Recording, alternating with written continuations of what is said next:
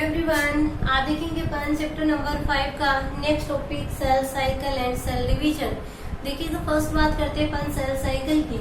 Cell cycle क्या होता है, किसी न्यू सेल के फॉर्मेशन होने के बाद उसके डिवाइड होने में जितना टाइम लगता है उस टाइम को क्या कहते हैं, सेल साइकिल। ये अपन बोल सकते हैं कि एक सेल में होने वाले ऑल इवेंट्स जिनके द्वारा सेल जो होती है अपनी ग्रोथ करती है और डिवाइड होती है तो उसे क्या कहते हैं, सेल साइकिल कहते हैं। सेल साइकिल जो है इसमें 2 फेजेस होती है।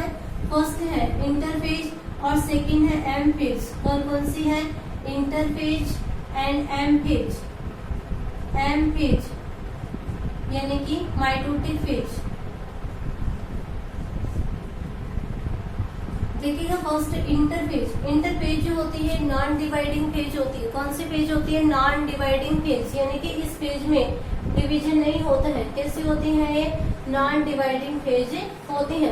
इस फेज के ड्यूरिंग क्या होता है, सेल डिवाइड होने के लिए सेल को क्या करती है, प्रिपेयर करती है। यानी कि इस फेज के ड्यूरिंग क्या होता है, डिफरेंट मटेरियल्स का सिंथेसिस होता है। जैसे कि एक सेल की ग्रोथ के लिए प्रोटीन की रिक्वायरमेंट है, आरएनए की है, डीएनए की है, ठीक है। तो इस ड्यूरिंग क्या होगा, मटेरियल को सिंथेसाइज किया जाएगा और सेल क्या करती है, सेल को डिवाइड होने के लिए प्रिपेयर करती है। इसलिए इंटरफेज जो है इसको क्या कहते हैं, प्रिपेरेटरी फेज। कौन से फेज कहा जाता है, प्रिपेरेटरी फेज, यानी कि सेल जो होती है डिवाइड होने के लिए सेल को प्रिपेयर करती है, इसलिए इस फेज को क्या कहते हैं, प्रिपेरेटरी फेज कहते हैं। इंटरफेज जो है इसमें 3 स्टेजेज आती हैं। देखिएगा कौन कौन सी है। फर्स्ट है G1 फेज, S फेज और G2 फेज। देखिएगा फर्स्ट G1 फेज। G1 क्यों बोला गया, ये कौन सी, फर्स्ट ग्रोथ फेज। कौन सी फेज है, first growth phase. G1 phase जो होती है इसमें टोटल सेल साइकिल का 30 to 40% टाइम लगता है। कितना टाइम लगता है, 30 to 40%, यानी कि क्या होती है, लॉन्ग ड्यूरेशन की फेज होती है। G1 फेज की ड्यूरिंग किसको सिंथेसिस किया जाता है, आरएनए प्रोटीन। आरएनए प्रोटीन का सिंथेसिस जो है वो किस फेज में होता है, G1 फेज में होता है। नेक्स्ट अपन बात करें सेकंड S फेज की। तो देखिएगा S फेज, ये कौन सी फेज होती है, सिंथेसिस फेज। इस फेज में टोटल सेल साइकिल जो होता है उसका 20 to 30% टाइम लगता है। S फेज जो होती है इस ड्यूरिंग क्या होता है, डीएनए का सिंथेसिस होता है। किसको सिंथेसाइज किया जाता है, डीएनए को सिंथेसाइज किया जाता है। नेक्स्ट थर्ड है G2 फेज, यानी कि S फेज के बाद में कौन सी आती है, G2 फेज, यानी कि सेकेंड ग्रोथ फेज। इस फेज में अपन टाइम ड्यूरेशन की बात करें तो टोटल सेल साइकिल का कितना टाइम लगता है, यहाँ पे 10 to 20%। कितना लगता है, 10 to 20%। और मोस्टली G2 फेज जो होती है इसमें किसका सिंथेसिस किया जाता है, प्रोटीन को सिंथेसाइज किया जाता है, ठीक है। तो ये हो जाएगी फर्स्ट इंटरफेज। इंटरफेज के बाद में आती है एम फेज। एम फेज को क्या बोलते हैं, माइटोटिक फेज या डिवाइडिंग फेज। कौन सी फेज बोलते हैं इसको, माइटोटिक फेज या फिर डिवाइडिंग फेज, यानी कि इस फेज में क्या होता है, डिवीजन होता है, ठीक है। एक सेल जो होती है उसका न्यूक्लियस डिवाइड होकर 2 न्यूक्लियस का फॉर्मेशन करता है। जैसे कि सेल का न्यूक्लियस है, ये न्यूक्लियस जो होगा डिवाइड होकर के कितने न्यूक्लियस का फॉर्मेशन करता है, 2 न्यूक्लियस का, ठीक है। जैसे ही न्यूक्लियस का डिवीजन हो जाता है इसके बाद में साइटोप्लाज्म का डिवीजन होता है और साइटोप्लाज्म का डिवीजन होने के बाद में यहाँ पे क्या होता है, 2 सेल का फॉर्मेशन होता है। इसलिए इस फेज को क्या बोला गया, यहाँ पे डिवीजन हो रहा है, इसलिए इसे डिवाइडिंग फेज कहते हैं, ठीक है। सेल साइकिल को डायग्राम से देखना चाहो तो देखिए आराम से इसका डायग्राम भी ड्रॉ कर सकते हो आप।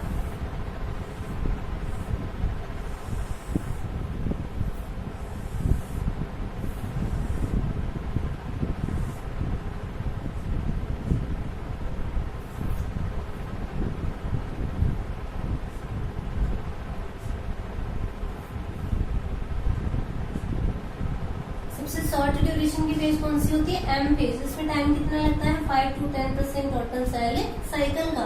तो देखिएगा ये क्या है, सेल साइकिल दिखा रहे हैं अपन इससे। ये वाली फेज जो है वो किसको डिनोट करेगी, G1 फेज को, ठीक है, जिसमें आरएनए प्रोटीन को सिंथेसाइज किया जाता है। ये वाली फेज कौन सी है, S फेज। ये वाली है G2 फेज। और जैसे ही ग्रोथ कंप्लीट हो जाती है, ग्रोथ कंप्लीट होने के बाद में क्या होता है, सेल में डिवीजन होता है, तो उस डिवीजन वाली फेज को क्या कहते हैं, एम फेज या फिर माइटोटिक फेज। माइटोटिक फेज होती है सबसे शॉर्ट ड्यूरेशन की फेज होते हैं। ठीक है, तो सेल साइकिल कंप्लीट होता है। नेक्स्ट अपन बात करते हैं सेल डिवीजन की। तो देखिएगा सेल डिवीजन क्या होता है, अपन ने सेल थ्योरी में पढ़ा था कि क्या होता है, जो प्री एग्जिस्टिंग सेल्स होती हैं उनके डिवाइड होने से न्यू सेल का फॉर्मेशन होता है। क्या बोला कि प्री एग्जिस्टिंग सेल्स जो होती है उनमें डिवीजन होने से न्यू सेल का फॉर्मेशन होता है। अपन मल्टी सेलुलर ऑर्गेनिज्म है, तो अपनी लाइफ जो है वो कहाँ से स्टार्ट होती है, डिप्लॉइड जाइगोट से।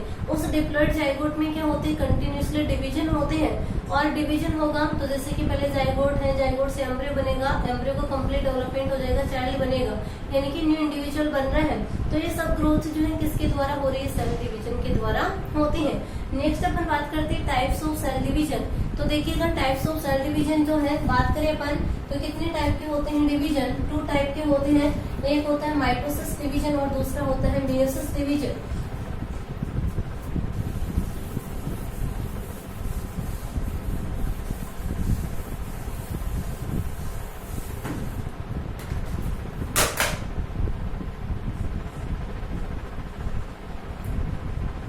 Mitosis and meiosis. देखिएगा फर्स्ट बात करें अपन माइटोसिस डिवीजन की। तो माइटोसिस डिवीजन जो होता है ये कौन से सेल में होता है, सोमेटिक सेल्स में। कौन से सेल में होता है माइटोसिस डिवीजन, सोमेटिक सेल्स में। सोमेटिक सेल्स कौन सी होती है, यानी कि अपनी बॉडी में 2 जनरेटिव सेल होती हैं, टेस्टिस एंड ओवरी में प्रेजेंट होती है। उनको छोड़कर की बॉडी के ऑल सेल्स जो है वो कैसी होती है, सोमेटिक सेल होती है, यानी कि जिनके द्वारा क्या होती है, इंडिविजुअल की ग्रोथ होती है, उसे क्या कहते हैं, सोमेटिक सेल्स। तो देखिएगा माइटोसिस डिवीजन जो होते हैं कौन सी सेल्स में होता है, सोमेटिक सेल में होता है। माइटोसिस डिवीजन की ड्यूरिंग क्या होती है, पेरेंट सेल जो है डिवाइड होकर के अपने सिमिलर ही 2 डॉटर सेल का फॉर्मेशन करती है। यानी कि जैसे कि पेरेंट सेल है, इस पेरेंट सेल में माइटोसिस डिवीजन होगा और माइटोसिस डिवीजन के रिजल्टेड क्या होती है, 2 डॉटर सेल का फॉर्मेशन होगा। ये क्या है, इसकी डॉटर सेल।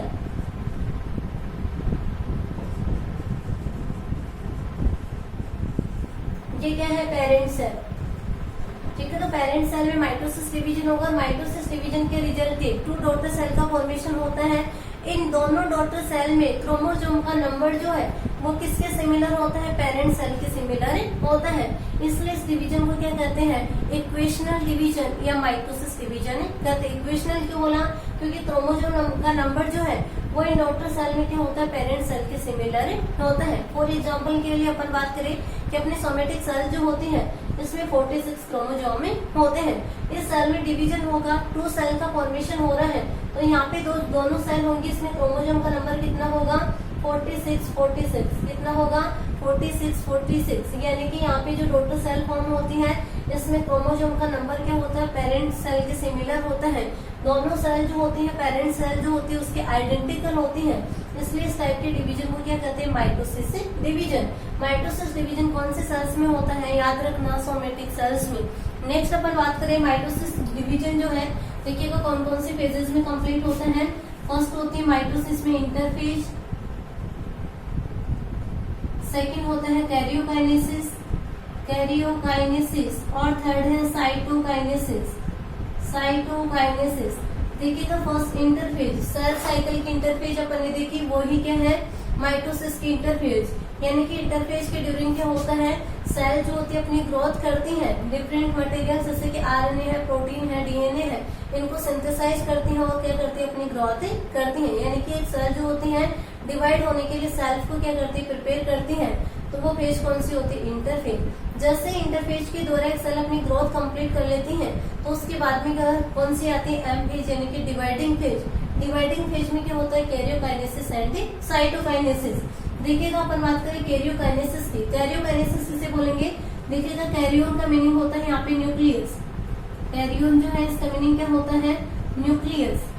और काइनेसिस का मीनिंग क्या होता है, डिवाइड होना। क्या है इसका मीनिंग, डिवाइड होना।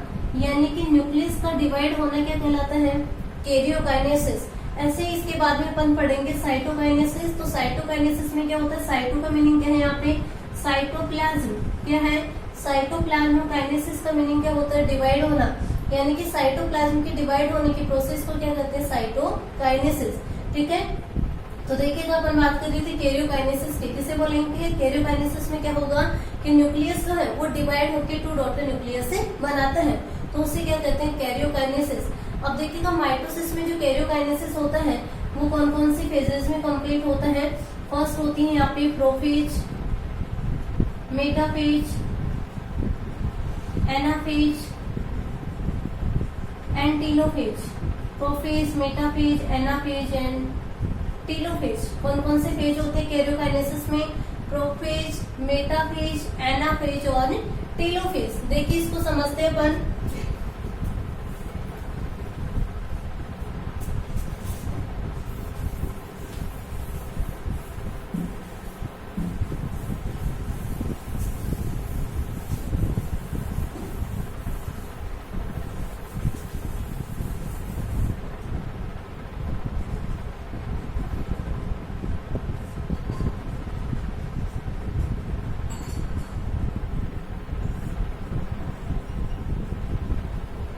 प्रोफेज, मेटाफेज, एनाफेज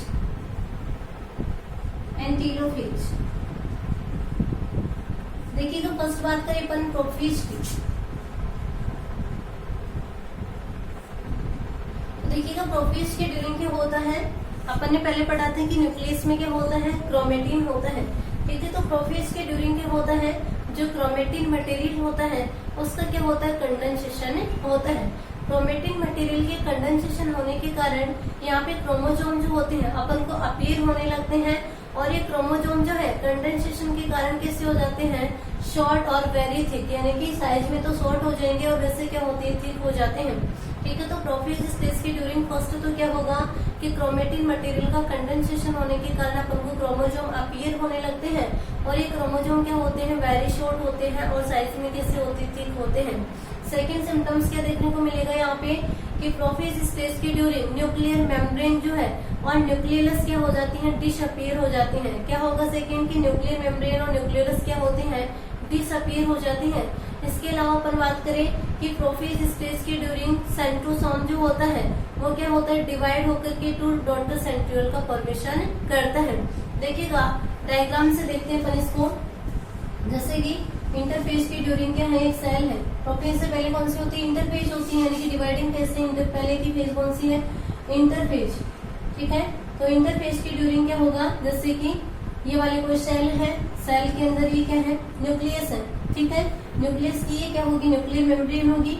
यहाँ पे क्या होता है, न्यूक्लियस होता है, क्रोमेटिन मटेरियल होता है। ठीक है, जैसे सेल क्या करेगी, अपनी ग्रोथ कर लेगी, डिवीजन के लिए प्रिपेयर हो जाएगी, तो उसमें डिवीजन स्टार्ट होगा तो पहले फेज कौन सी रहेगी, प्रोफेज।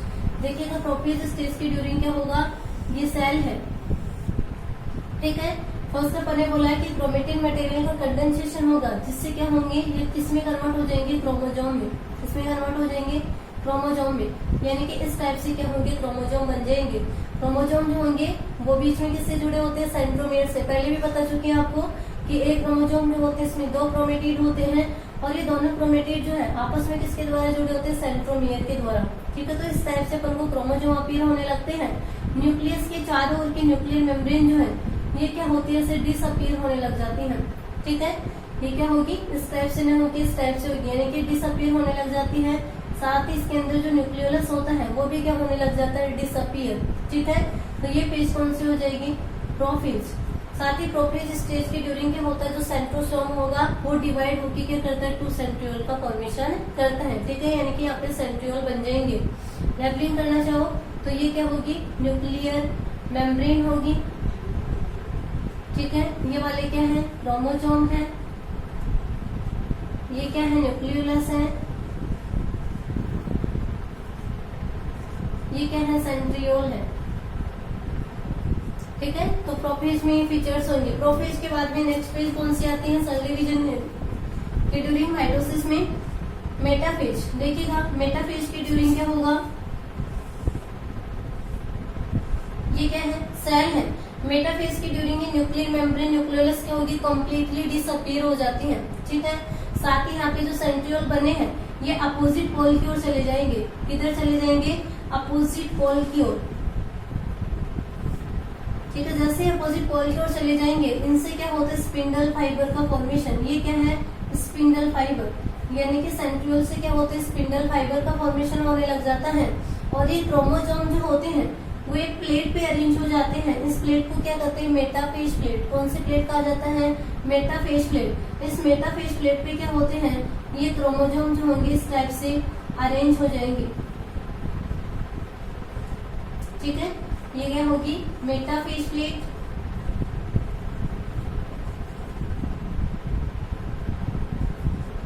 ये क्या है, स्पिंडल फाइबर। ठीक है, इस ड्यूरिंग क्या होगा, जो क्रोमोसोम का सेंट्रोमियर है वो तो क्या होता है, सेंटर में लोकेटेड होता है, और क्रोमोसोम के आर्म्स जो होती है वो अपोजिट पोल की ओर होती है, यानी कि आर्म्स जो है ये तो अपोजिट पोल की ओर है, और इसका सेंट्रोमियर क्या होता है, सेंटर में होता है। तो मेटाफेज के ड्यूरिंग क्या होगा, सेंट्रियोल से स्पिंडल फाइबर का फॉर्मेशन होता है, और सेकेंड क्या है कि क्रोमोसोम जो होंगे मेटाफेज प्लेट पे अरेंज हो जाते हैं, जिसमें सेंट्रोमियर तो सेंटर में होगा और इसके आर्म्स जो होती है वो अपोजिट पोल की ओर होती है। नेक्स्ट आगे बढ़ते हैं, एनाफेज। देखिएगा एनाफेज के ड्यूरिंग क्या होता है, फर्स्ट है इसका सिम्टम्स कि एनाफेज में क्या होता है, ये जो क्रोमोसोम सेंट्रोमियर के द्वारा अटैच है, इस सेंट्रोमियर में क्या हो जाता है, डिवीजन हो जाता है, यानी कि इस टाइप से है क्रोमोसोम। तो किसके द्वारा अटैच है, दोनों क्रोमेटिड सेंट्रोमियर के द्वारा। इस सेंट्रोमियर में क्या हो जाएगा, डिवीजन हो जाएगा, यानी कि डिवाइड हो जाएगा, जिससे दोनों क्रोमेटिड जो है वो क्या हो जाएंगे, अलग अलग हो जाएंगे, यानी कि इस टाइप से दोनों क्रोमेटिड क्या हो जाएंगे, अलग अलग हो जाएंगे। अब इन्हें इस कंडीशन में क्या बोलेंगे, डॉटर क्रोमोसोम। क्या बोला जाएगा इनको, डॉटर क्रोमोसोम। ठीक है, तो ये एनाफेज के ड्यूरिंग क्या होता है, फर्स्ट तो क्या है कि सेंट्रोमियर में डिवीजन हो जाता है, और सेंट्रोमियर के डिवाइड होने से टू डॉटर क्रोमोसोम का फॉर्मेशन होता है। टू डॉटर क्रोमोसोम कैसे बने, अपन को पता है क्रोमोसोम में कितने क्रोमेटिड होते हैं, 2 क्रोमेटिड, तो दोनों क्रोमेटिड अलग हो जाएंगे। अलग हुए जो क्रोमेटिड है इनको क्या कहते हैं, डॉटर क्रोमोसोम। तो एनाफेज के ड्यूरिंग सेंट्रोमियर में डिवीजन होने से यहाँ पे क्या होता है, 2 डॉटर क्रोमोसोम का फॉर्मेशन होता है। जैसे ही डॉटर क्रोमोसोम बन जाते हैं उसके बाद में क्या होता है, जो स्पिंडल फाइबर्स होते हैं इनमें कॉन्ट्रैक्शन होता है। कॉन्ट्रैक्शन के कारण जो डॉटर क्रोमोसोम है इनको अपोजिट पोल की ओर अट्रैक्ट कर लिया जाता है, जिससे क्या होती है, अपोजिट पोल की ओर मूव करने लगते हैं। इस मूवमेंट को क्या कहते हैं, एनाफेजिक मूवमेंट। कौन सी मूवमेंट कहा जाता है, एनाफेजिक मूवमेंट। किसे बोलेंगे एनाफेजिक मूवमेंट, यानी कि डॉटर क्रोमोसोम जो है स्पिंडल फाइबर के द्वारा अपोजिट पोल की ओर मूव करते हैं। इस मूवमेंट को क्या कहते हैं, एनाफेजिक मूवमेंट। डायग्राम देखिए इसका, ये सेल है, ये इसके सेंट्रियोल है, इससे क्या निकली हुई है, स्पिंडल फाइबर। ठीक है, अपन ने क्या बोला, इसका सेंट्रोमियर जो होगा डिवाइड हो जाएगा, जिससे क्या होते हैं, डॉटर क्रोमेटिड बनेंगे। इन डॉटर क्रोमेटिड जैसे ही बन जाएंगे तो ये क्रोमोसोम क्या होंगे, अब इन स्पिंडल फाइबर के द्वारा क्या होते हैं, अपोजिट पोल की ओर अट्रैक्ट होते हैं इस टाइप से।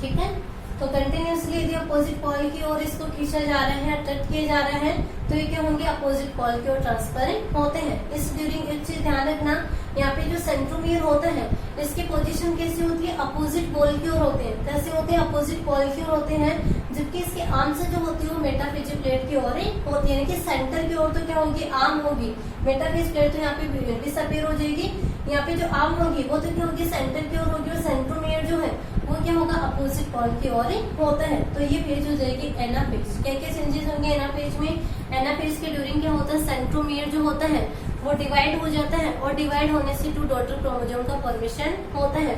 जैसे ही डॉटर क्रोमोसोम बन जाते हैं तो ये डॉटर क्रोमोसोम जो होते हैं स्पिंडल फाइबर के द्वारा अपोजिट पोल की ओर मूव करते हैं। इस मूवमेंट को क्या कहते हैं, एनाफेजिक मूवमेंट। इस फेज के ड्यूरिंग क्या होता है, जो सेंट्रोमियर होते हैं वो तो क्या होते हैं, सॉरी हाँ, सेंट्रोमियर जो है वो क्या होंगे, अपोजिट पोल की ओर होंगे, और इसके आर्म्स जो होती है वो सेंटर की ओर लोकेटेड होते हैं।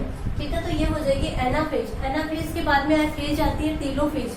देखिएगा टेलोफेज के ड्यूरिंग क्या होता है, एनाफेजिक मूवमेंट जब एनाफेज में होगी तो ये क्या होंगे, अपोजिट पोल की ओर मूव करेंगे। जैसे ही क्या होगी, टेलोफेज आएगी, कंप्लीटली क्या होंगे, अपोजिट पोल की ओर चले जाएंगे। क्रोमोसोम क्या होते हैं, अपोजिट पॉल पे पहुंच जाते हैं। जैसे अपोजिट पॉल पे पहुंचेंगे ये क्रोमोसोम जो कि अनकोइल होना स्टार्ट कर देंगे, यानी कि अनकोइल होंगे, वापस से किसमें कन्वर्ट हो जाते हैं, क्रोमेटिन मटेरियल में। किसमें कन्वर्ट हो जाएंगे, क्रोमेटिन मटेरियल में कन्वर्ट हो जाते हैं। क्रोमेटिन मटेरियल में क्रोमोसोम जो होंगे वो कन्वर्ट हो जाएंगे। इसके बाद में क्या होगा, यहाँ पे न्यूक्लियोलस वापस से बनने लग जाएगी, न्यूक्लियर मेम्ब्रेन बन जाएगी। ठीक है, तो देखिए इसका डायग्राम।